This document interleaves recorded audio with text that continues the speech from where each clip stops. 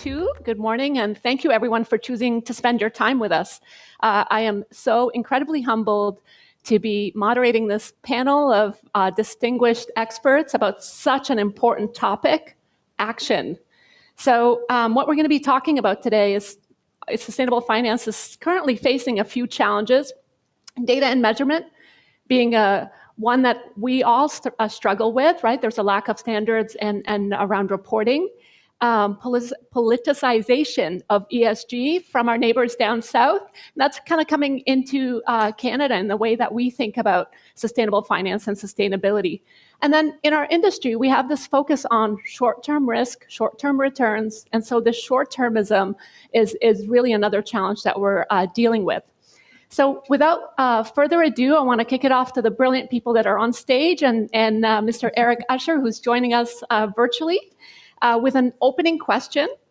I'm going to start with, are we starting with Megan? I'm going to start with Megan. So in your opinion, what is the one thing that the financial sector can do to accelerate the transition towards sustainability? So one big idea, Megan. Okay, great. Megan Leslie, I'm president and CEO of the World Wildlife Fund. So I'm going to be talking a lot about biodiversity, just so we're all on the same page about what that means. Biodiversity is just a fancy word for saying the diversity of life on this planet. I'm also going to talk about nature. Nature, as we know, it's habitat for wildlife. Nature also makes our communities more resilient. It absorbs floodwaters. It slows down forest fires. Nature also stores carbon. We learned in school about how trees store carbon. They take in CO2. They breathe out oxygen. So those are the three things when I'm talking about nature that I'm talking about. Okay. How can we accelerate the transition? I'm going to read from the write-up for our panel. There's this one line that caught my eye. The rise of sustainable finance and the increasing desire of investors to integrate ESG, et cetera, et cetera, et cetera. If there's one thing to accelerate this transition towards sustainability, it's to realize that this isn't a desire. This isn't Scouts, where you're going to get a badge for doing something that's good. There is a real and critical threat out there, and it needs to be a must-do versus wouldn't it be great if we did it? This is essential. So half of the world's GDP depends on nature. And you might think, oh, Megan, we're not in agriculture. We don't do fisheries. Well, listen to these stories. So let's say there's a terrible forest fire and it rips through a community. Well, that can be in your head. And that bird carries a seed that then a Douglas fir grows, and it is sustainably harvested and processed into lumber. That lumber is built into a home that is furnished, it is insured, it is marketed, it is serviced. You can see that that little bird sustains an entire value chain. So it impacts all of us. And like I said, half of the world's GDP is dependent on nature. So biodiversity loss is a recognized driver of financial risk, and yet the financial sector continues to invest in activities that destroy nature and contribute to biodiversity loss. And I think that understanding our existing biodiversity impacts and dependence, that's good risk management. So it's not a nice to have, it's an essential to have. That's a great response. Geneviève? D'abord, dire à tout le monde on a convenu que le panel sera en anglais, mais ça me fera vraiment plaisir de jaser de tout ça en français avec tout chacun pendant la période du sommet. Mais donc, et même au-delà. Mais donc, en anglais. The first thing I want to do is go back on my own experience. Now, I've been with Fondaction forever, and Fondaction is a sustainable development fund. And I can remember like 10 years ago, people saying to me, I really like what Fondaction is doing. I mean, you consider environment and social aspects, and it's something really important and really nice. But then you have to understand, I can't do that. I need to make money. So that was the basic standard at the time. Of course, there's been a lot of evolution. But we need to remember, our goal in finance is not to make money. We make money as a consequence of doing our job well. But doing our job means allocating resources. That is what we do. We allocate resources in the real economy between projects and businesses. And when we think about it that way, and when we look at it, that helps us broaden our perspective. And I think that is the real key in this topic.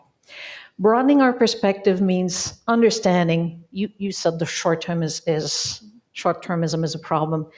Short-term is not the right time frame for the money we manage in general. A lot of the money we manage is aimed at being in the market for 10 years, 20 years, 50 years. And when you start managing with a longer term view, like we do because we're a retirement fund, then you realize biodiversity loss is a major problem that you have to worry about.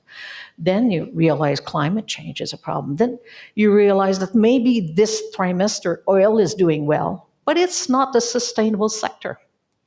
So time frame is really important, and we need to lengthen the way that we look at things.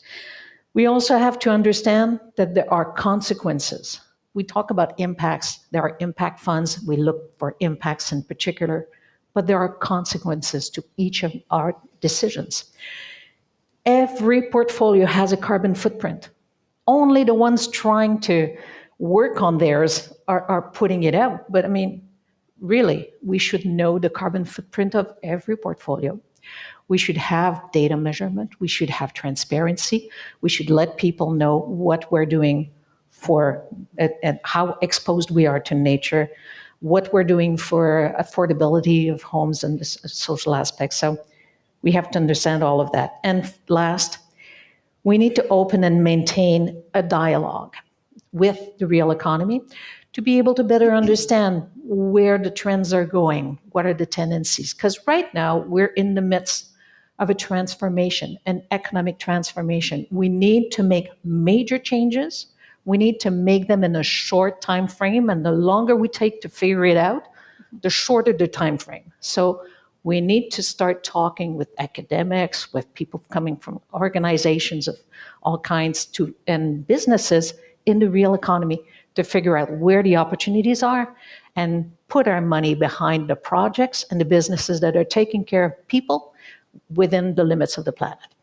That's incredible, and that certainly resonates with me. Geneviève, I'd love for us to come back, and maybe that could be one of our questions a little bit later, but how do we communicate that to everyday Canadians, right, that are very much focused, and we do a lot of work in the retail space, right, with financial advisors. How do we get them to change the narrative and to get behind long-term, right, versus this quarter to quarter, what did I generate for you? How many funds did I beat, and so on. So I'd love for us to come back to that.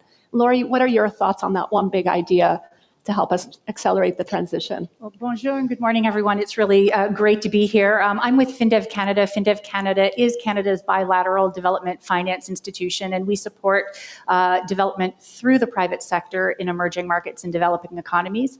We provide investment and financing and blended finance solutions and technical assistance to support private enterprise, as well as mobilize private investment within and into, again, emerging markets and developing economies.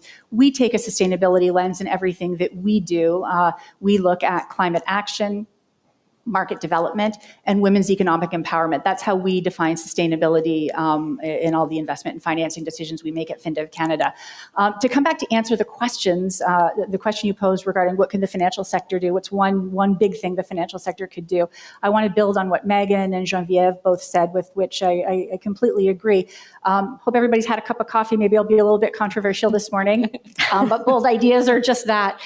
So picking up particularly on what Megan said, it's a must. We need to move faster. We need to move, much quicker on this. And I think that one bold move would be to move from the nice to have, move from the voluntary, and actually make it mandatory. So to align policy and regulatory and institutional frameworks to actually move from the voluntary aspect of this into mandatory. So the role of governments to help lift the private sector and support private sector, those who actually want to make those decisions, those investment decisions, integrating ESG and climate factors. I think, again, moving from that voluntary to that mandatory space is something that could really move the needle, because we need to move quicker.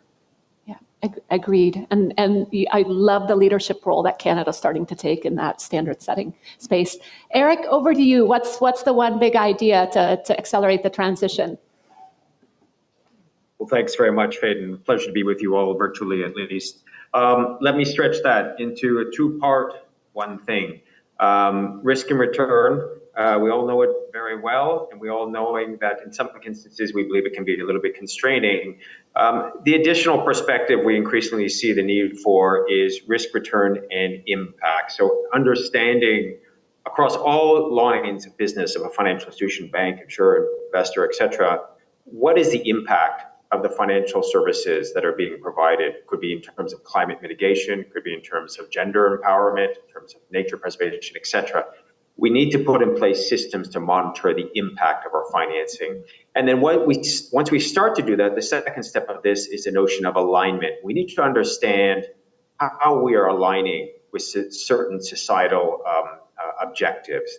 The UN Sustainable Development Goals are one example of that, and the most conceptually, the one maybe it's easiest to understand is the objective of net zero within the climate space. So essentially, the expectation that your clients will increasingly be pressured to understand the transition within their industry, within steel, within cement, within automotive, building and construction, and what role they are playing in that transition, a leading role, lagging, what impact that will have in terms of their financeability, in terms of the risk exposure.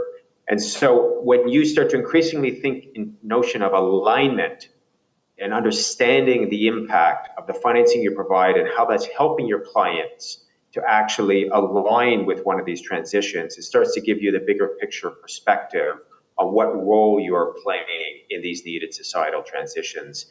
Certainly data and standards are an important part of that. The ISSB is going to help drive, we hope, the availability of improved data. And so there's a lot of work to be done there, but there is a real question of what do you do with that information? And this is why we believe it's very, very important to take a holistic approach as an organization and basically say, okay, we need to put in place the systems to be able to do the math about what is our impact overall on the economy, on society, and what sort of business targets can we make to align better with these transitions that are underway. Climate is probably the easiest one because there's so much movement there, but absolutely nature that has been mentioned. And then also another area is social issues and et cetera. I'll stop at that, Kate. Thank you. Absolutely. Thank you for that. And I guess on the measuring that third dimension of impact, today it's done on niche products, right? And so how do we ensure we're measuring it across, all products, whether you've got the sustainability label or not, right? That should help accelerate. So maybe Eric, we'll stay with you. And just we've talked a lot about this concept of the just transition and a just transition. What does that mean to you, and what will it take to enable it, both globally and maybe your thoughts and a lens on Canada? Yeah, I mean, a lot of these things come from a global objective, for instance, stabilizing CO2, GHG emissions. But the reality is it's based on local context. So the notion of how fast, what is the timetable to actually transition for an industry has to be very much based on the community, on the market where it operates. Canada is a resource-intensive economy, which certainly poses challenges in terms of the notion of the transition, and of course opportunities, as we're seeing rare earth metals, and there are many types of resources which will be required from the minerals mining industry, and there are some which will potentially be required less. And so we are by nature going to see a transition. The notion of just transition, it's a tricky one, and I would I think be one of many who would say in some cases it's being taken, I think, a little bit out of context. But it's basically the notion about this is an environmental objective, but it has social impacts. It has impacts on employment. It has impacts on equity. And therefore, if we're going to take part in organizing a transition, we need to be cognizant essentially on who's being affected and what sort of aid can be or support can be provided to help the community, to help the sector move in a way that it allows us to deliver on these environmental objectives, but with social objectives in mind. Canada, obviously, is not the only country where the transition is key. I've just returned from parts of Asia, and the transition there is also being very much focused on. Maybe it's slightly different, but they're looking to learn from each other. South Africa, it's a very coal-intensive economy. They also have such a discussion underway. So I think there's a lot that can be learned. I hope that Canada is going to be one of the leaders in demonstrating what does a just transition really look like.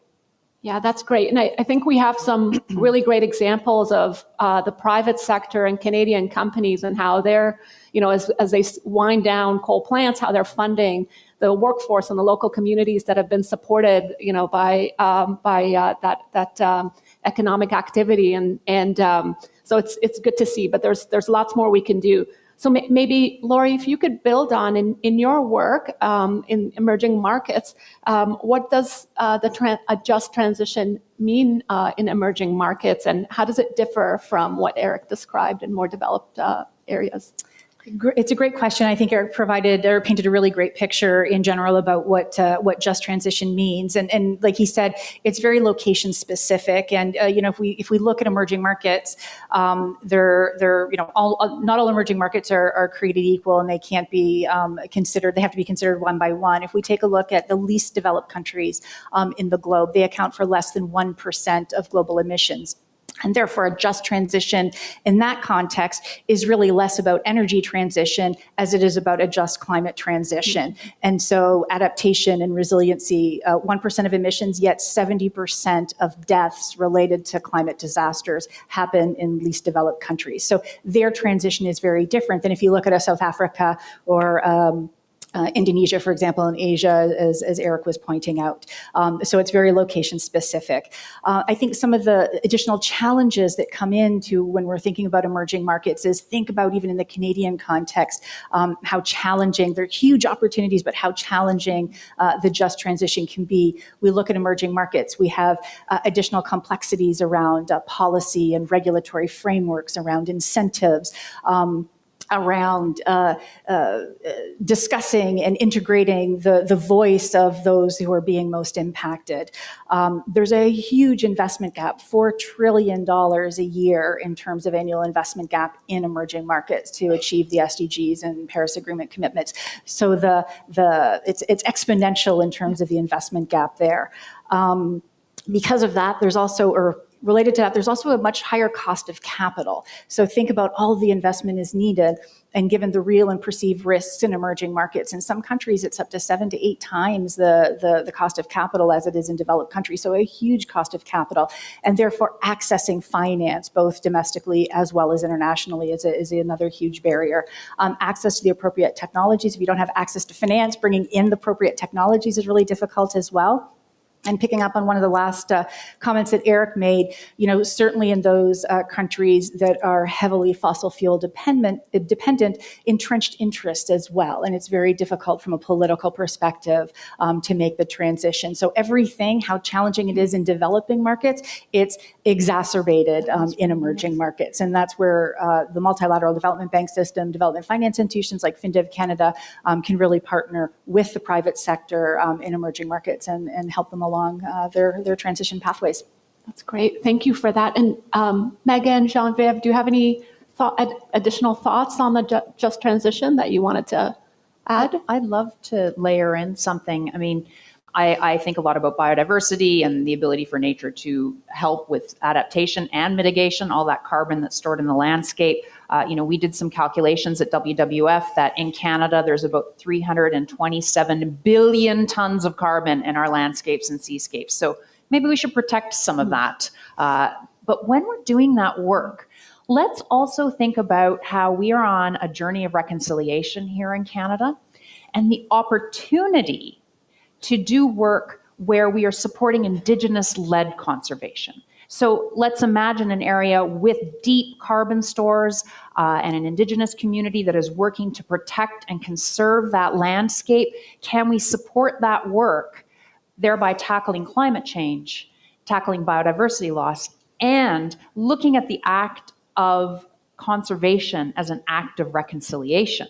right? Like that's land back. If we're deconstructing that phrase, can we restore the land and bring in the carbon, restore the biodiversity, while also thinking of that as an act of reconciliation if we're doing it in partnership with Indigenous leaders working in conservation? So just to layer on, there's ways to think about this where we can do so much with one action. Yeah, I love that, and I think sometimes when we talk about the transition and sustainable finance, it's such a big topic. And I really appreciate the small actions that you've each provided today to just break that down.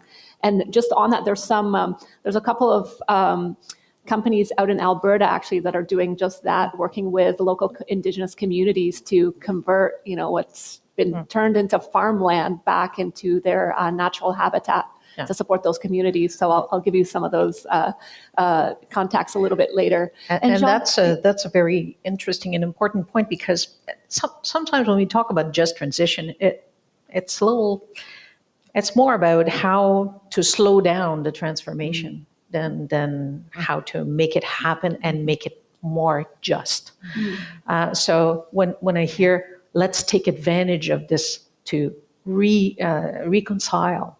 Let's take advantage of this to be able to help the people in developing countries to increase the level of living. And the just transition, we're putting a lot of energy into helping oil companies transition towards renewable energy. And we need to take care of their workers. But I think instead of putting a lot of money into their transition, we should put a lot of money into what is the future, the companies that are actually providing the solutions that will make it possible for all of us to survive on this planet, and make sure that this is happening fast enough. A couple of other thoughts that come to mind are building on what you said is the just and the transition need to be equally weighted. There's a lot of emphasis on the transition part, but what does the just mean? So sort of that equal emphasis. And, since this is such we need to move faster, and all the underlying aspects of the industry are moving fast as well, right? From TCFD, then TNFD, and this and that. Everything's moving, science-based targets. Things are moving so quickly, and we need data, and we need measurement, and we need standards, but we also can't let perfect be the enemy of the good. We have to continue to make that good faith forward progress. And as long as we've got that good faith forward progress for positivity, then, we'll be able to get the harmonization in due time, peel back the layer of the onion one more time and actually do more. But it can almost lead to paralysis because there's just so much and it's so complex, and you need experts to understand everything. But I think that forward trajectory is something really, really important, that all segments and aspect of society, whether it's individual decisions, businesses, communities, local governments, national governments, global, just making that progress is really, really important. We're learning in real time. Yeah. It's exhilarating and it's scary. Yes, absolutely. And Geneviève, you hit on something really key, and you said a word, transformation, which we often forget. Like, this is not. It's not just a slow transition. Yeah, this is massive, right? No. And in some of my conversations with advisors, I equate it to or I remind them anyway, the first industrial revolution was about 80 years, right? Like, this is not going to happen over time, but it's important that we're all at the table and contributing, and progress, of course, is so important. Geneviève, can we stay with you on, we talked about, and you mentioned it in your opening remarks, sustainable finance solving real world problems. Can you articulate that a little bit further, and what does that mean for everyone? Well, I think there are 4 essential ingredients if we want sustainable finance to be able to really have an impact on the real world. The first ingredient is we need the expertise. And when I mean the expertise, of course, we need to learn to incorporate environmental, social considerations, but we also need the tools, we need the measurements, we need to be able to compare ourselves to the best of class, we need for information to circulate, we need to understand the path to neutrality for many sectors in the economy. What are the breaks, what are the constraints, how can we work on them? Basically, get more knowledge, and again, we don't wait until we have all the knowledge before we act, but in getting knowledge along, because that's a way to lower the risk. So the expertise. The second thing we need catalyst, we need incentives, we need a direction, we need that help, right? So that's policy framework, that's a taxonomy, that's commitments, those ideas of commitments, of reporting, of starting to take into consideration scope 3. Oh, wow, that's having a big effect on all the supply chains across the world. Well, we see that there's an effect. IRA in the United States, the carbon market. So blended finance, which is how. There's a lot of things out there, and we need to take advantage of them. We need to see those as an indication that this is the way to go. The third consideration we need, the third ingredient is scalability. Too often we develop responses which are small scale and cute. Now, we can't scale cute. You need to work on it more to find ways to bundle many projects together. Because right now there are people, for example, big agricultural agro companies that are trying to help their chain, but the farmer at the end is a very small farm. Now, how do you help that very small farm so that it lowers its carbon and it helps? You need to bundle them. You need to find ways to get these people to work together and cooperate. And it's the same with circular economy, with many small projects. And there's a gap between the big money that's ready to go into decarbonization or whatever and the size of the projects. So we need to help those projects become scalable, and we need to scale them.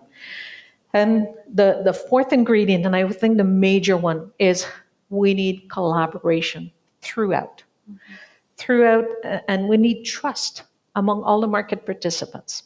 And I think this is why Montreal is happening with the financial and the sustainable finance, because we have this type of a society where we're used to talking with each other, and we've built some kind of trust. So we have an edge. Because the solution is not coming just from finance, and it won't be coming either from the universities, and it won't be coming. It's going to come because we all work together and find ways to scale problems and to scale solutions and find the ways to solve the problems. Absolutely. I love collaboration. I'm all in on collaboration. Eric, do you have any thoughts, anything to add to Genevieve's remarks? Well, we from the UN would absolutely agree that collaboration is critical. And I think to Laurie's comments as well, we shouldn't let perfection be the enemy of the good. Essentially, the data is not perfect, but if you wait for perfect data, then essentially we're all in trouble, because we need a learning approach. We need, and as I think, Laurie, you mentioned, some of these aspects are going to have to go regulatory to actually create the comparability, create the quality of action. But a lot of it, I think, can be done through industry collaborating to move forward and learn from each other. And we are seeing that. Certainly, we see that where our organization is very much involved with the GFANs that Mark Carney has established. We're working with the Net Zero Banking Alliance. It's the largest of those alliances, but also with insurance and with asset owners. And here we really see the value of working together, understanding what the challenges are, and essentially a little bit learning by doing. And we believe it's very important that industry, including the finance industry, leans in, starts to take voluntary steps, shows how they believe they should do it, and then for regulators to examine and decide whether a regulatory ratchet is required. We've seen that work quite well in TCFD. Where it started purely voluntarily. We got a good uptake of disclosures globally, although the depth of disclosures maybe wasn't sufficient. And then regulators have started to come in and put more clarity on how the disclosure should be done. And so we start to see the public and private working together closely. And importantly, a signaling of ambition, which creates a ratchet back and forth. Of course, we're having some challenges south of the border these days. I don't know if you want to get into that discussion.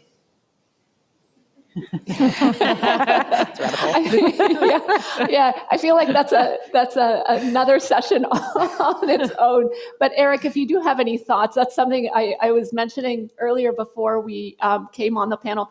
We are spending a lot of time addressing the objections that we're seeing south of the border. So any thoughts you have, I'm sure, I hope the audience anyway would appreciate it. Okay. First, I want to start with the most important piece of news last week on insurance related to climate. And it wasn't related to the Net Zero Insurance Alliance, which I'll speak to in a moment.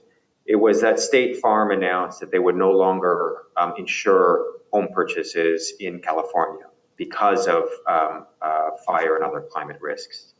This is a huge development, as you can imagine.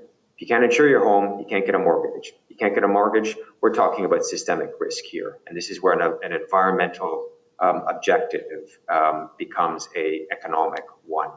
And obviously, we know it's not only California, it's Florida, many states in the US, and it's many parts of Canada.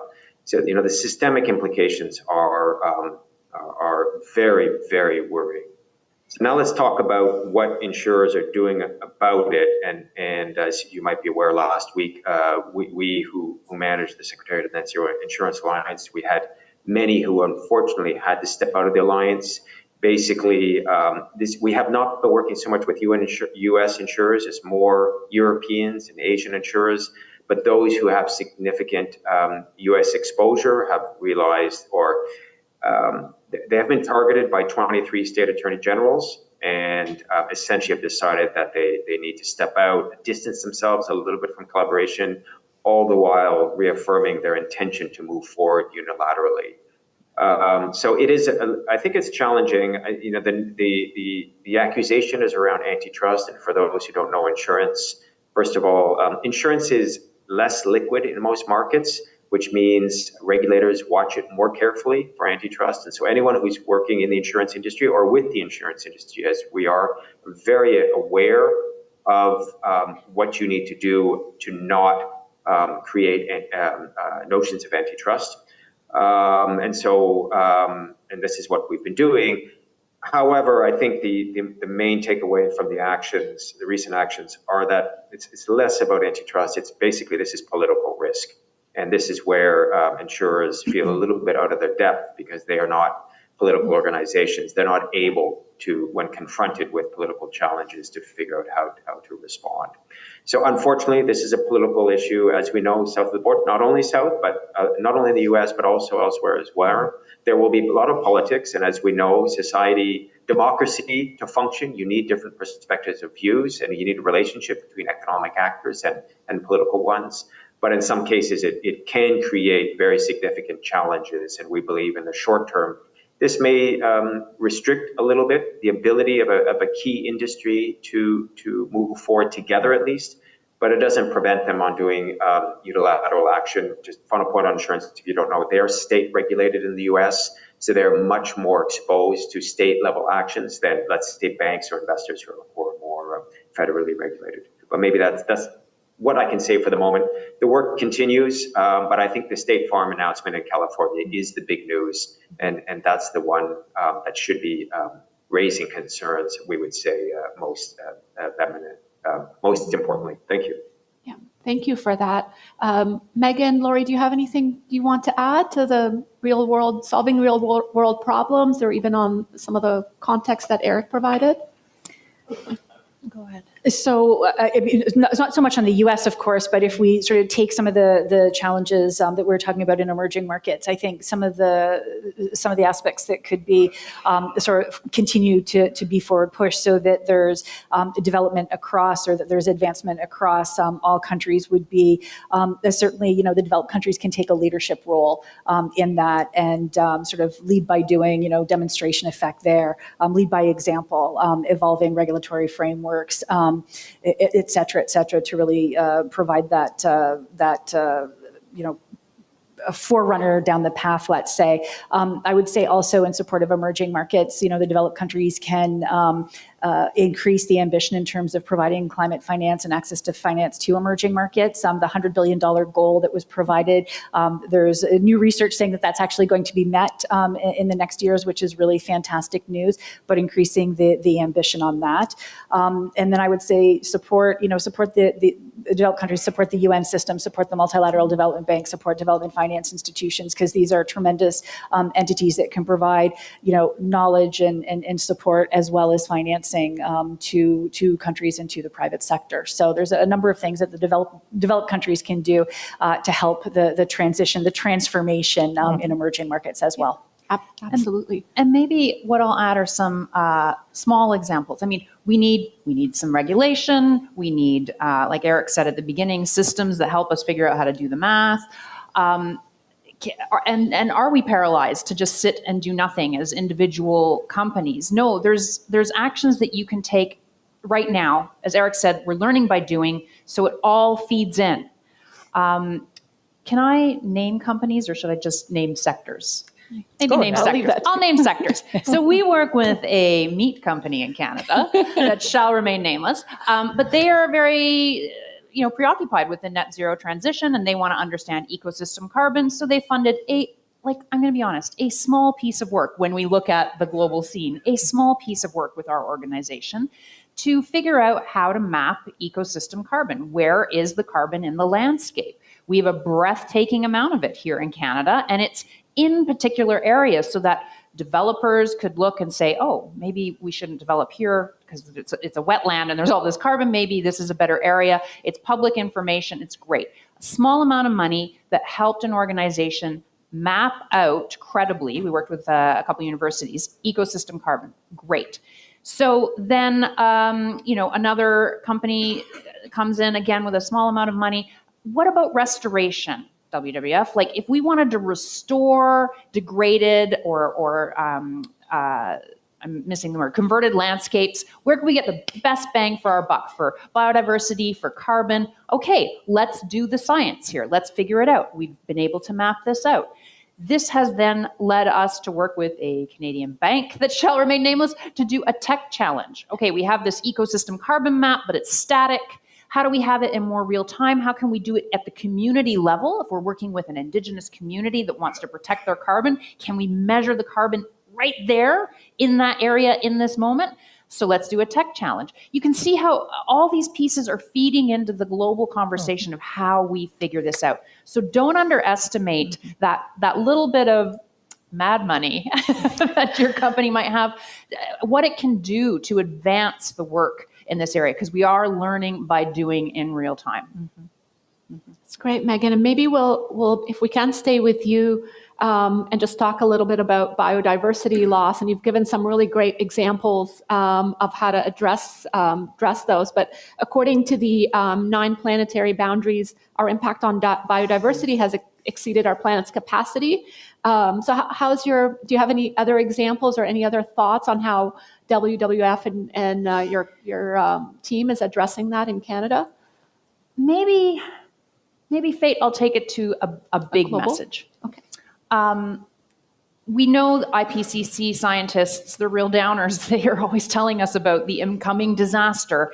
And the most recent reports that they put out last summer, they don't talk about impending climate disaster. They're like, it's here, right? They're very hard to read but it's very hard to watch the news. We're watching the fires. Nova Scotia, my province, is on fire right now. My uncle was saying he goes for walks on hard-packed soil on his regular trails, and it's like powder. It's so dry, it's like powder, because there was no snow this winter. So we are seeing it, and it's dark, and it's hard, but those same scientists have said it's not too late. There is a line that we can't cross, but that line is still in front of us. And I think that is incredibly hopeful that these experts are saying we can reverse that course that we're on. It is not too late. Thank you for that. That does give a little bit of hope. It does. Sometimes it's just, again, I'll go back to the importance of progress. We're almost at time, but I wanted to go back to the from Genevieve's opening comments around communication and maybe apologies if I'm catching you off guard, but we can maybe have a discussion. And Eric, if it's okay, we can start with you. So these are all great ideas and concepts, but for the average Canadian, the average investor, how do we bring that together and ensure, again, talking about the short-termism that's kind of systemic in our industry and how we report on, the success of, financial advisor, a portfolio manager, a financer. How do we communicate that to them and make sure that they feel invested and they're at the table? Yeah, I think it's a very challenging issue. I mean, I think one thing we see within corporate community is I think they're starting to understand today that, essentially change is the only constant. You look at the automotive industry, you look at the food sector, you look at buildings sector, all of them are changing very rapidly. Now, it's not only because of climate change or the sustainability issues, there's also cyber, there's also AI, etc.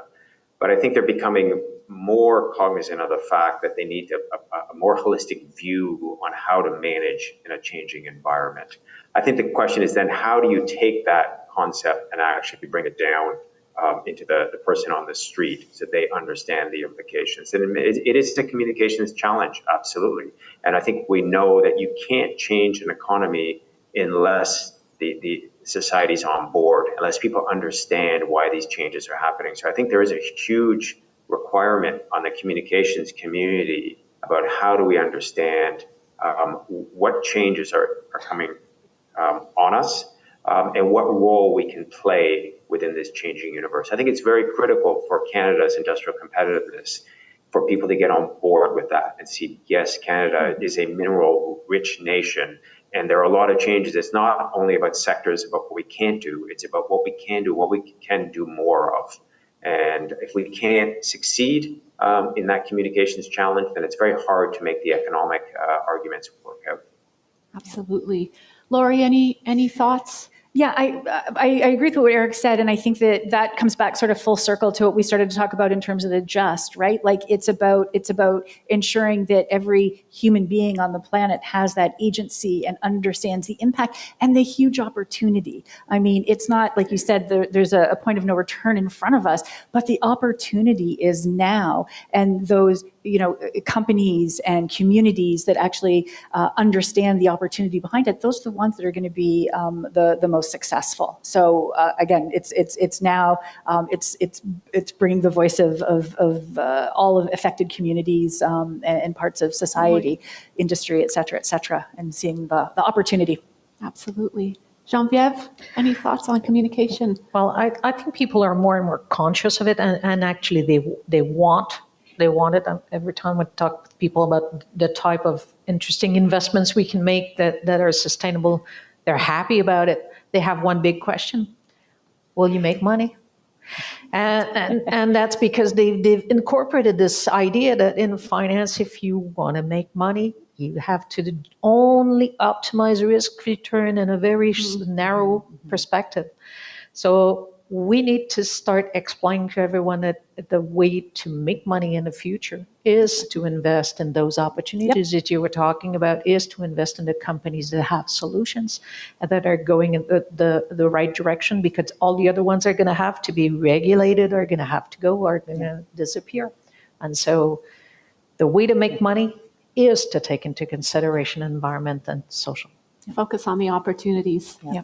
I have nothing to add. Yes. Thank you so much for joining us, everyone. So just to sum it up, I'm going to stick to this is a transformation. It's not easy, and there's a lot of work that we all still need to do collectively. And I love that we touched on collaboration and the importance of collaboration.